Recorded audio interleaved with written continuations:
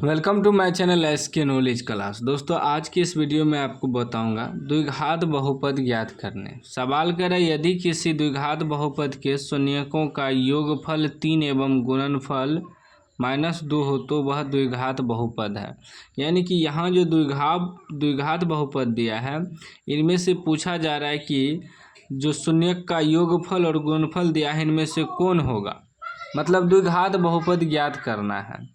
तो थोड़ा आपको समझना होगा, कहीं कहीं सवाल रहता है सिर्फ शून्यक दिया रहता है लेकिन इसमें शून्यकों का योग दिया है, योगफल और गुणनफल दिया है। तो शून्यकों का योग देखिए समझिएगा, शून्यकों का योगफल शून्यकों का योगफल मतलब हो गया अल्फा प्लस बीटा, इसी को कहते हैं शून्यकों का योग। एगो शून्यक अल्फा हो गया, एगो बीटा, दो गो शून्यक होता है द्विघात बहुपद का। तो शून्यकों का योगफल मतलब अल्फा प्लस बीटा बराबर कितना दिया है, 3 दिया है। एवं उनके गुणनफल, शून्यकों का गुणनफल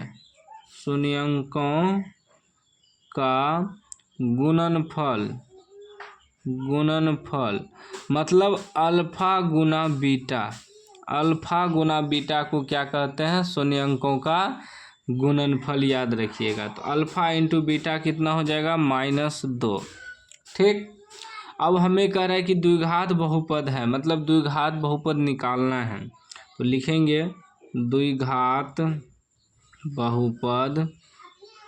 बहुपद बराबर सूत्र होता है x² minus alpha plus beta into x plus alpha into beta. यह सूत्र होता है द्विघात बहुपद का।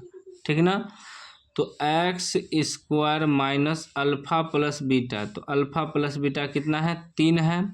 तो 3 डालेंगे, x plus alpha into beta, तो अल्फा इंटू बीटा -2 है, तो माइनस प्लस -2 हो जाएगा। यही आपका आंसर हो गया।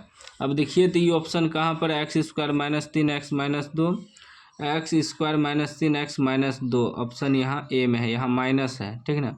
ऑप्शन ए आपका राइट आंसर हो जाएगा। कितना आसान सवाल था और आज आप सीख गए। किसी भी द्विघात समीकरण के शून्यकों का योग दिया रहे, गुणनफल दिया रहे, यानी कि अल्फा प्लस बीटा बराबर योगफल हो जाएगा, अल्फा इंटू बीटा बराबर गुणनफल हो जाएगा। जो दिया है लिख लेना है, उसके बाद सूत्र पे बैठा देना है, आंसर आपका निकल जाएगा। तो उम्मीद है आज आप सीख गए होंगे द्विघात बहुपद ज्ञात करने। तो चैनल को सब्सक्राइब कर दीजिए और घंटी को दबा के ऑल कर दीजिए।